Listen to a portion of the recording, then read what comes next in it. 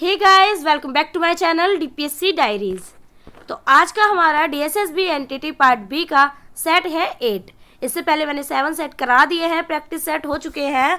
जिसने भी नहीं देखा है वो जाके मेरी प्लेलिस्ट में देख सकता है और चैनल को सब्सक्राइब कर सकता है जो भी डीएसएसबी की तैयारी कर रहा है। तो आज का हमारा फर्स्ट क्वेश्चन है, who is considered the father of kindergarten. Kindergarten के फादर किसको कहा जाता है? मारिया मोंटेसरी, बी जीन पियाजे, या फिर C Friedrich Froebel, D John Dewey. अब बताना है इनमें से कौन है father of kindergarten. Maria Montessori नहीं है, इन्होंने किंडरगार्टन की बात नहीं की है। जीन पियाजे भी गलत हो जाएगा और जॉन ड्यूई भी नहीं है। सी ऑप्शन करेक्ट होगा। फ्रेडरिक फ्रॉबेल को किंडरगार्टन का फादर कहा जाता है। At what age does the pre-operational stage start according to Piaget? कौन सी एज प्री ऑपरेशनल होती है प्याजे के according? A birth to 2 years, B 2 to 7 years, C 7 to 11 years, या डी 11 ईयर्स से अबव।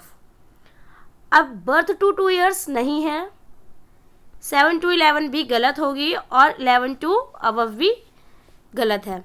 बचा हमारा बी ऑप्शन बिल्कुल करेक्ट हो जाएगा। ये हमारी प्री ऑपरेशनल स्टेज होती है 2 to 7 years. Third question, which is the most important aspect of early childhood care and education.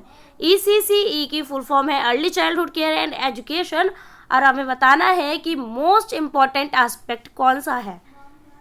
A holistic development, B formal academic learning, C rote memorisation, या फिर D strict discipline. अब ECCE का तो एक ही aspect सबसे ज़्यादा important है, वो है holistic development.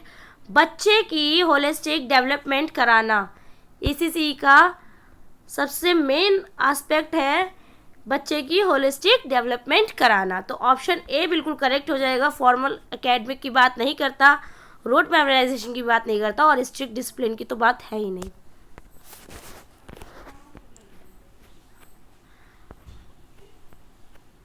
Montessori method emphasises on.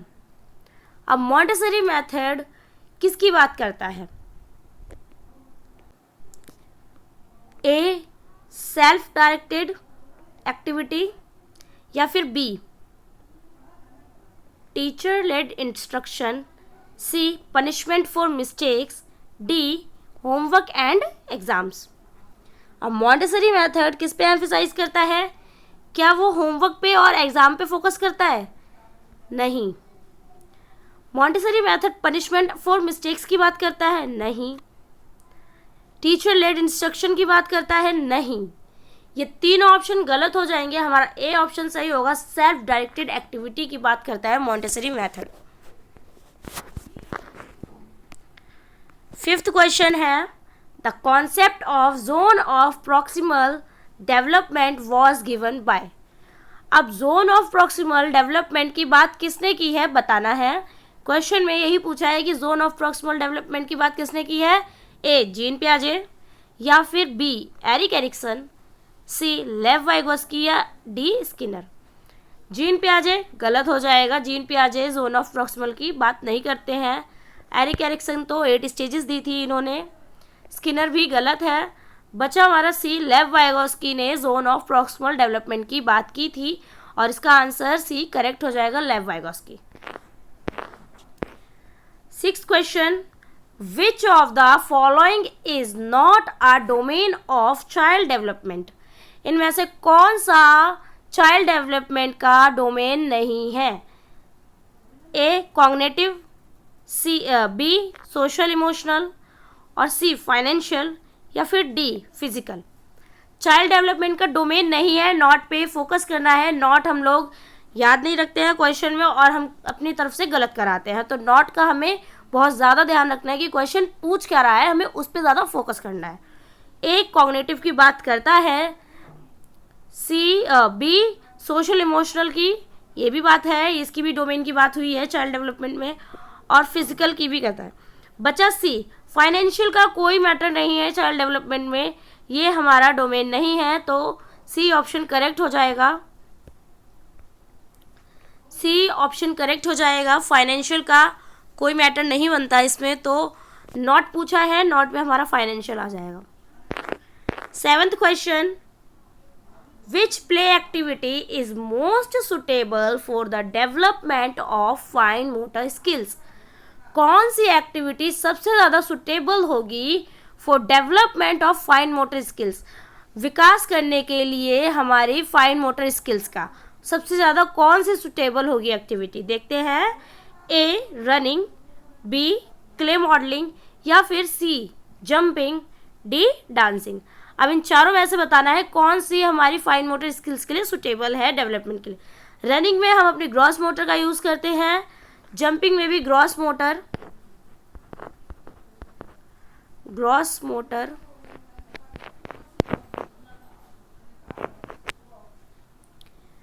Dancing में भी ग्रॉस मोटर। तो ये तीनों ऑप्शन तो हमारे गए।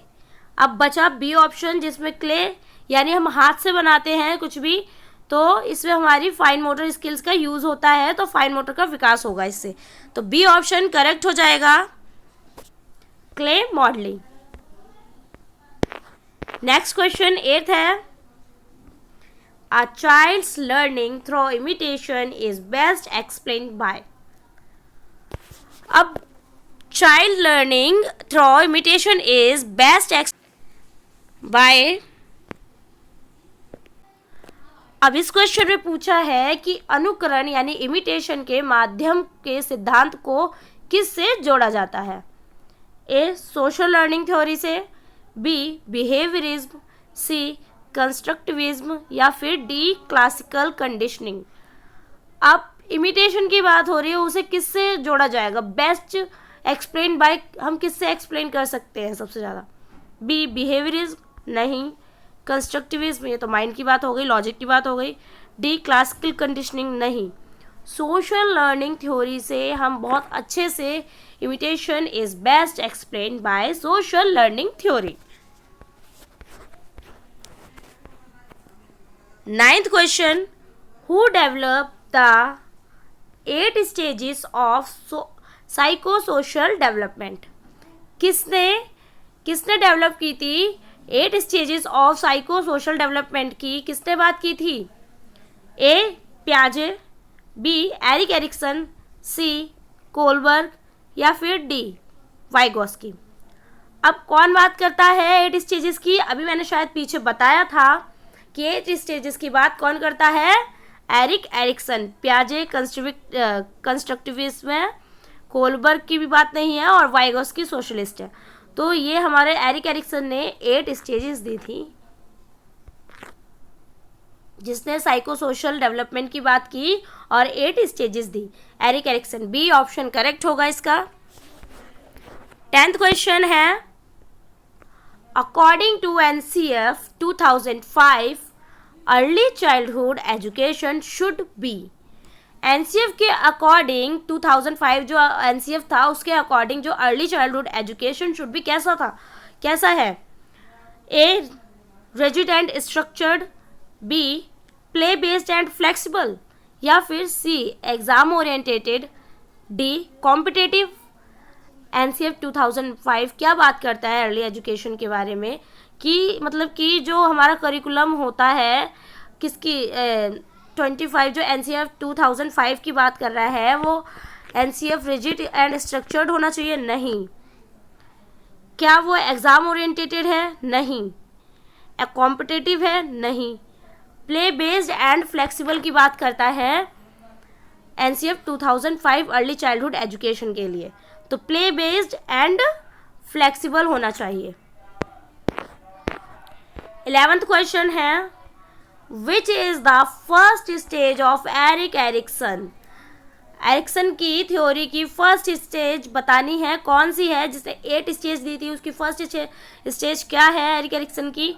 ए trust VS mistrust, B autonomy VS shame, या फिर C initiative versus guilt, D industry versus inferiority.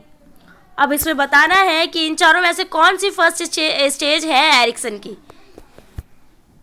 B गलत होगी, सी भी नहीं है फर्स्ट और डी भी नहीं है।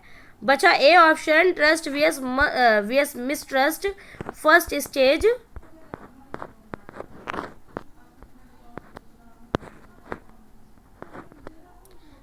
है। 12th question, the main aim of preschool education is to. Main aim क्या है प्री स्कूल एजुकेशन का?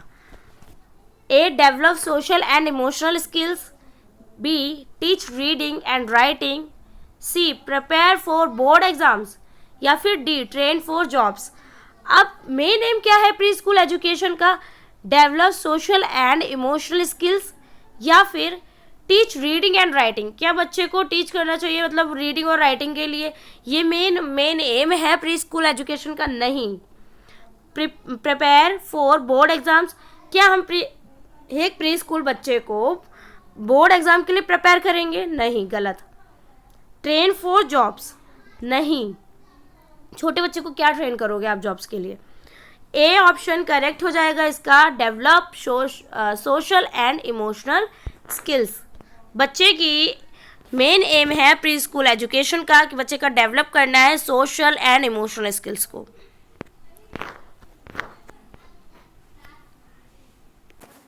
13 क्वेश्चन है, which of the following is not a characteristic of a good learning environment.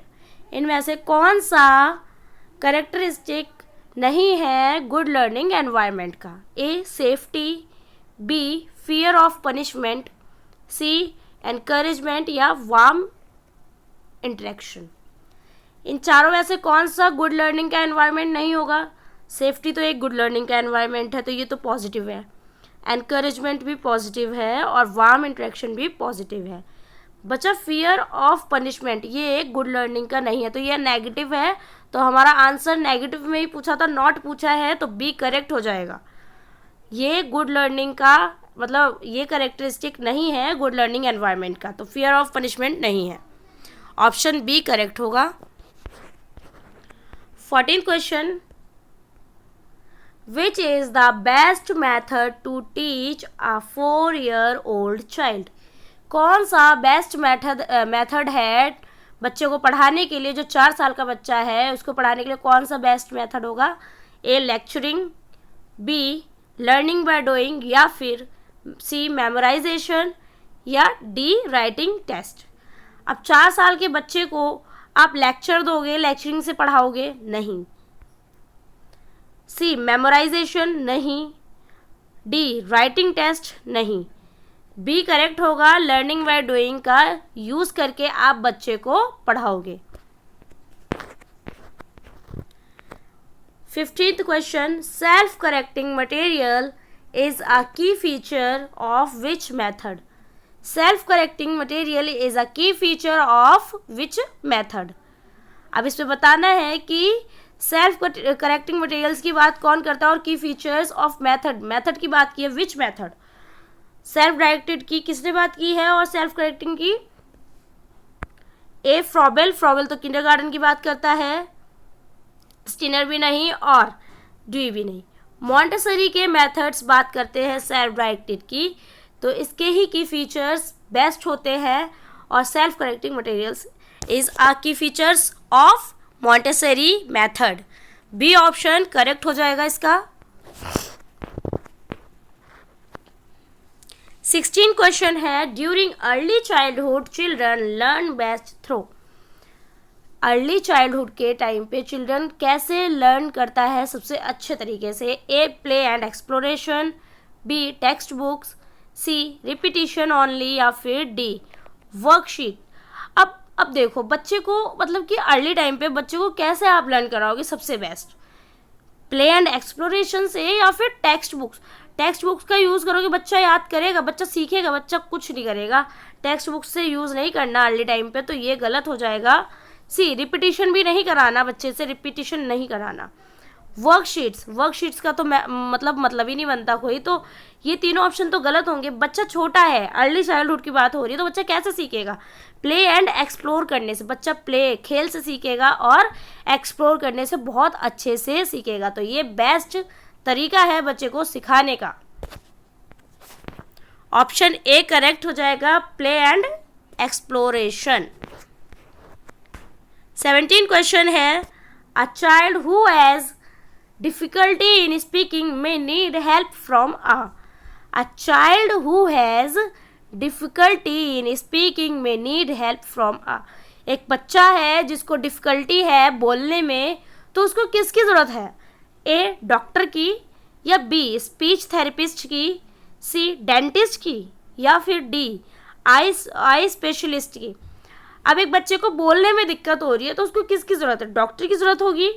नहीं। B speech therapist की, या फिर सी dentist का क्या मतलब बनता है? बच्चे को बोलने में दिक्कत हो रही है, दांतों में थोड़े ना दिक्कत हो रही, तो ये गलत है, सी नहीं होगा। आई स्पेशलिस्ट की भी नहीं होगी, ये भी गलत है। क्या आंखों में प्रॉब्लम हो रही है, उसको देखने में प्रॉब्लम हो रही है? नहीं, उसे बोलने में प्रॉब्लम हो रही है, तो स्पीच थेरेपिस्ट की नीड है उसको। तो बी ऑप्शन इसका करेक्ट हो जाएगा इस क्वेश्चन का, speech therapist.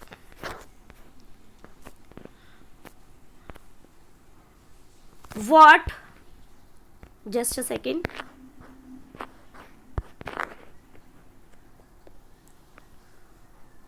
what is the ideal teacher child ratio in a preschool setting? मतलब कि what is the ideal teacher, एक टीचर जो मतलब चाइल्ड रेशियो क्या होना चाहिए प्री स्कूल में टीचर का बच्चे के साथ में? ए एक बच्चे के साथ पे एक टीचर के साथ पे 50 बच्चे, या फिर बी एक टीचर के साथ पे 20 बच्चे, या सी एक टीचर के साथ पे 40 बच्चे होने चाहिए, या डी एक टीचर के साथ पे 35 बच्चे। अब इसमें what is ideal teacher child ratio in a preschool setting, अब इससे बात कर रहे हैं तो ये गलत हो जाएगा। ए ऑप्शन, प्री स्कूल की बात हो रही है तो बी ऑप्शन करेक्ट होगा इसका। एक टीचर होना चाहिए 20 बच्चे के साथ, ये भी गलत और ये भी गलत। विच ऑफ दीज 19 क्वेश्चन है, which of these is a large motor activity, इनमें से बताना है कि कौन सी लार्ज मोटर एक्टिविटी है। ए क्लाइंबिंग, बी थ्रेडिंग बीट्स, या फिर सी कलरिंग, डी बटनिंग। अब लार्ज मोटर मतलब ग्रॉस मोटर और फाइन मोटर से हमारे क्वेश्चन आते हैं एग्ज़ाम में, तो हमें बहुत अच्छे से करना है, इसीलिए ये क्वेश्चंस मैं ऐड करती हूँ अपने सेट में, ताकि आप लोगों को थोड़ा पता चल जाए कि क्वेश्चन किस तरीके से पूछा जाता है और क्वेश्चन में किस तरीके से हमें आंसर को करना है। क्योंकि कुछ क्वेश्चन ऐसे दे देते हैं सेम जिसमें हम कंफ्यूज हो जाते हैं, इसलिए बहुत ध्यान से ऑप्शंस को पढ़ना होगा आपको और उसके बाद में टिक करना होगा, क्योंकि नेगेटिव मार्किंग भी इसमें बहुत ज़्यादा मतलब 0.02.5 करके है, कुछ 0.25 की नेगेटिव मार्किंग होती है ना इसमें, तो इसमें बहुत ध्यान से ऑप्शन को टिक करना है आपको। Which of this is a large motor activity, अब आपको बताना है इनमें से कौन सी लार्ज मोटर एक्टिविटी है। क्लाइंबिंग लार्ज मोटर नहीं है, ये हमारी क्लाइंबिंग, एक second, large motor gross motor है, हाँ ग्रॉस मोटर है एक्टिविटी। थ्रेडिंग बीट्स, इसमें फाइन मोटर यूज़ हो रही है, कलरिंग में भी फाइन मोटर हो गई और बटनिंग में भी, तो ये फाइन मोटर हो गई हमारी। फाइन मोटर नहीं पूछा है, पूछा है लार्ज मोटर। लार्ज मोटर हमारी ग्रॉस मोटर स्किल्स होती है, ग्रॉस मोटर एक्टिविटी होंगी, तो क्लाइंबिंग। ए ग्रॉस मोटर कौन सी, जैसे हाथ पैर, जिसमें हम बड़ी बड़ी अपनी मांसपेशियों का यूज़ करते हैं, वो हमारी ग्रॉस मोटर्स होती हैं। 20 question, a teacher can support language development by, एक टीचर कैसे सपोर्ट कर सकता है लैंग्वेज डेवलपमेंट में बच्चे के। A talking and reading to the child, B only giving written work, या फिर C correcting grammar strictly, D avoiding conversation. एक टीचर मतलब लैंग्वेज डेवलपमेंट करना है हमें किसी बच्चे का, ठीक है, तो बताओ हम कैसे करेंगे उसका language development? Only giving written मतलब रिटन वर्क बच्चे को सिर्फ लिखने के लिए दे देंगे हम, इससे लैंग्वेज डेवलपमेंट होगा क्योंकि बच्चे का उसकी राइटिंग साफ हो सकती है लेकिन उसका मतलब कि लैंग्वेज डेवलपमेंट नहीं होगा इससे। करेक्टिंग ग्रामर स्ट्रिक्टली, हम ग्रामर करेक्ट करेंगे बच्चे की स्ट्रिक्टली कि नहीं ऐसे नहीं, ऐसे बोलो, आपने गलत बोला है, की जगह का लगाना है, तथा लगाना है, ये सब चीज़ें सिखाएंगे, या एंड लगाना है इधर और कहाँ लगाना नहीं। छोटा बच्चा है, उसको आप लैंग्वेज डेवलपमेंट, किसी बच्चे की लैंग्वेज डेवलपमेंट कैसे होगी? उससे बोलेंगे, बातचीत करेंगे, सोशल ग्रुप में होगी, ठीक है, एक दूसरे से बच्चा बात करता है, इंटरेक्ट करता है, इससे बच्चे की लैंग्वेज डेवलपमेंट होती है। स्टोरी टेलिंग से बच्चे की लैंग्वेज डेवलपमेंट होती है। तो हमें इस पर फोकस करना है, बच्चे की कैसे लैंग्वेज डेवलपमेंट कर सकते हो आप। रिटर्न से नहीं कर सकते हो, सिर्फ लिखने को दे दोगे बच्चों को, या फिर करेक्टिंग ग्रामर नहीं, ये भी गलत है। अवॉइडिंग कॉन्वर्सेशन, हम बच्चे से बातचीत ही ना करें, अवॉइड कर दे कॉन्वर्सेशन को, नहीं, बच्चे की बिल्कुल ही फिर बंद हो जाएगी लैंग्वेज डेवलपमेंट। फिर उसकी क्या होगी जब हम बच्चे से कॉन्वर्सेशन ही नहीं करेंगे? तो इसका ए ऑप्शन करेक्ट होगा, talking and reading to the child, ठीक है, तो ए ऑप्शन करेक्ट हो जाएगा।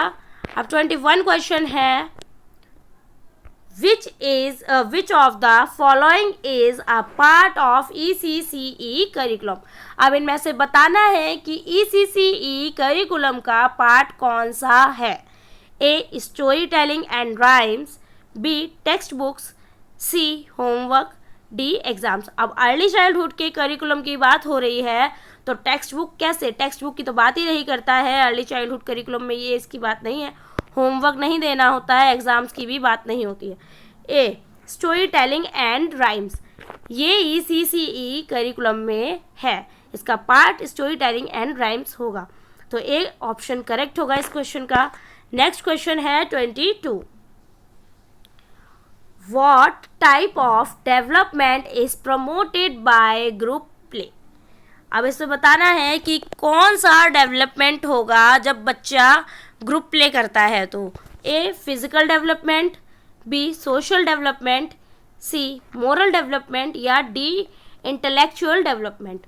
बच्चा ग्रुप में प्ले कर रहा है, ठीक है, तो उसका क्या हम बच्चे को प्रमोट करते हैं कि आप ग्रुप में प्ले करो, तो बच्चा मतलब कैसे, क्या उसका डेवलपमेंट होगा ग्रुप में अगर वो प्ले करेगा? तो फिजिकल डेवलपमेंट होगा क्या उसका?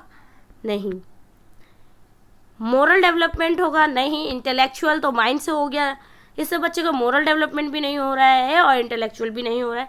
सोशल डेवलपमेंट होगा, बच्चा ग्रुप में प्ले करेगा तो उसको सोशल डेवलपमेंट होगा उसका। बी ऑप्शन करेक्ट हो जाएगा। Now come to the next question. Next question है 23। तो 23 क्वेश्चन हमारा क्या कह रहा है, the concept of readiness for school includes. अब इसमें बताना है कि रेडीनेस फॉर स्कूल, रेडीनेस की बात हो रही है कि क्या कॉन्सेप्ट है इसका। ए ओनली एकेडमिक स्किल्स, इसके लिए रेडीनेस किया जाता है, स्कूल मतलब रेडी किया जाता है बच्चे को स्कूल के लिए, नहीं।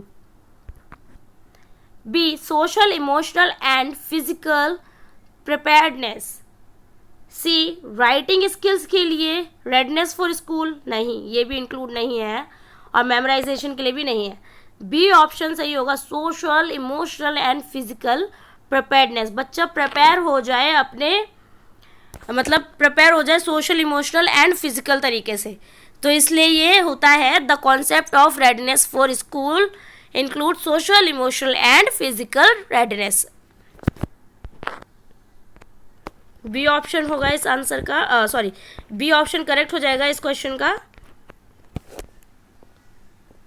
24 क्वेश्चन है, one of the science of healthy emotional development is. इनमें से कौन सा साइन है हेल्दी इमोशनल डेवलपमेंट का? A ability to express feelings, B being aggressive, C being shy all the time, या फिर D not interacting with others. One of the sign बताना है इनमें से कौन सा एक हेल्दी इमोशनल डेवलपमेंट का साइन होगा। एबिलिटी टू एक्सप्रेस फीलिंग, या फिर बी बीइंग अग्रेसिव, बच्चा एग्रेसिव हो उससे उसका इमोशनल हेल्दी होगा डेवलपमेंट, नहीं। C being shy all the time, बच्चा हर टाइम शर्माता रहे, नहीं, इससे थोड़ी ना होगा।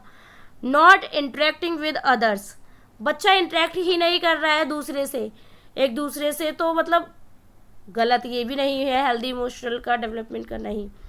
एबिलिटी टू एक्सप्रेस फीलिंग, बच्चा अपनी फीलिंग को एक्सप्रेस कर रहा है, उसमें एबिलिटी होनी चाहिए। ये नहीं कि जहाँ हंस रहा है वहाँ रो रहा है, जहाँ रोना है वहाँ हंस रहा है। तो इस चीज़ को बच्चे को एक्सप्रेस करना आना चाहिए, कहाँ कैसे हमें एक्सप्रेस करना है अपनी फीलिंग्स को।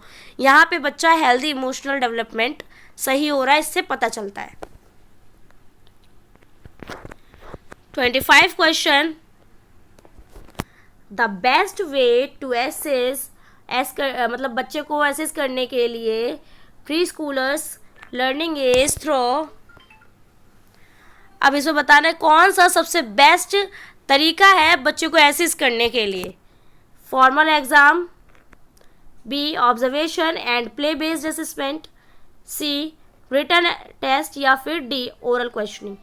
फॉर्मल एग्ज़ाम्स की तो बात ही नहीं है, और रिटन की भी नहीं, और ओरल क्वेश्चनिंग की भी नहीं। ऑब्जर्वेशन करेंगे हम बच्चे का, और प्ले बेस्ड असेसमेंट होना चाहिए। ये सबसे बेस्ट तरीका होता है बच्चे को असेस करने का और सिखाने का भी। तो ये था हमारा आज का लास्ट क्वेश्चन 25। तो मैं क्लास को एंड करने जा रही हूँ। अगर ये सेशन पसंद आया हो प्रैक्टिस सेट, तो वीडियो को लाइक करना, कमेंट करना और सब्सक्राइब करना ना भूलें। ये था आज का हमारा practice set 8 NTT part B का। तो धन्यवाद, देखते रहिए। मिलते हैं नेक्स्ट क्लास में एक नए टॉपिक के साथ में और एक नए प्रैक्टिस सेट के साथ में।